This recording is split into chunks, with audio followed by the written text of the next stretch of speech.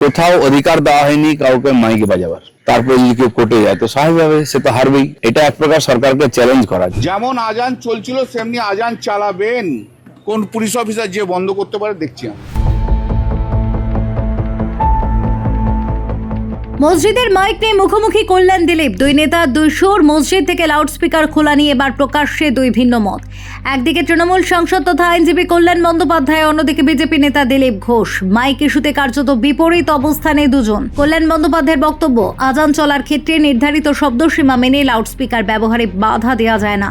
তার অভিযোগ, রাজ্যের বিভিন্ন মসজিদে কোনো লিখিত নির্দেশ ছাড়াই পুলিশ গিয়ে মাইক খুলে ফেলার ঘটনা ঘটেছে। এমনকি যে মাইকগুলি খোলা হয়েছে সেগুলি পুনরায় লাগানোর পক্ষেও তিনি সওয়াল করেছেন। যেমন আজান চলছিল সেমনি আজান চালাবেন কোন পুলিশ অফিসার যে বন্ধ করতে পারে দেখছি আমরা। আবার লাগাবেন, যাদেরকে খুলে দিয়েছে আবার লাগাবেন তারা। অন্যদিকে সম্পূর্ণ ভিন্ন সুর দিলীপ ঘোষের। তার বক্তব্য, মন্দির মসজিদে মাইক লাগাতেই হবে এমন কোনো অধিকার কাউকে দেওয়া হয়নি। শব্দ দূষণ নিয়ন্ত্রণের জন্য সরকার যে নীতিগত সিদ্ধান্ত নিয়েছে তা সবার ক্ষেত্রেই প্রযোজ্য হওয়া উচিত, এমনটাই দাবি তার। একই সঙ্গে পুলিশ যেন জোর করে কোনো পদক্ষেপ না করে সে কথাও বলেছেন তিনি। দেখুন, বহু মসজিদ থেকে মাইক নামিয়ে নিয়েছে, অনেকেই নামিয়ে নিয়েছে। আমাদের বিভিন্ন মন্দিরেও যে আওয়াজ চলতো আওয়াজ বন্ধ করা হয়েছে, কেবল সময় বাঁধা আছে তার জন্য ওরা চালাচ্ছে, অন্যকে ডিস্টার্ব না করে। সরকার নীতিগতভাবে নিয়েছে সিদ্ধান্ত যে বিনা কারণে আওয়াজ পলিউশন হবে না, এবং সবাই মেনে নিয়েছেন।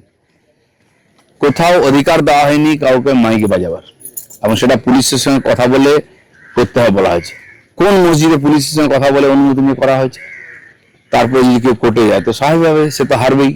এটা এক প্রকার সরকারকে চ্যালেঞ্জ করা, যারা করছে তারা ঠিক করছে না। অর্থাৎ একদিকে কল্যাণ বন্দ্যোপাধ্যায়ের প্রশ্ন, ধর্মীয় আচার পালনের ক্ষেত্রে নিয়ম মেনে লাউডস্পিকার ব্যবহারে বাধা কেন?